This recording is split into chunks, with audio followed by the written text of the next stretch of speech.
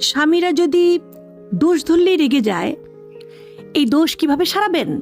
এটা কিন্তু সম্ভব, সত্যি কিন্তু সম্ভব। কিভাবে সম্ভব? কিভাবে স্বামীর দোষ সারাবেন? একটা উপমা চিন্তা করেন। আপনি কড়াইয়ের মধ্যে বেগুন ভাজি করছেন, তেল দিয়ে অনেকক্ষণ জাল দিয়ে বেগুন ভাজি করলেন, তারপরে বেগুনগুলো উঠিয়ে নিচে রাখলেন। মনে হলো যে এখন কড়াইটা ঠান্ডা করা দরকার, ধোয়া দরকার। তখন কি আপনি খালি হাতে কড়াইটা ধরে পানিতে দিবেন? না।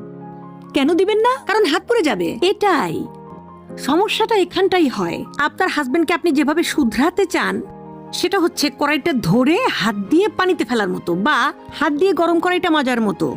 এভাবে করলে আপনার হাত পুড়ে যাবে, এভাবে করলে ঝগড়া হবেই, এভাবে করলে হাজবেন্ড রেগে যাবেই। হাজবেন্ডকে বুঝতে হবে অনেক কিছু বিবেচনা করে। প্রথমত পরিস্থিতি, কোন পরিস্থিতিতে আপনি হাজবেন্ডকে জ্ঞান দিতে আসছেন। সে কি তখন ক্লান্ত? সে কি তখন ক্ষুধার্ত? কি কারণে জ্ঞান দিতে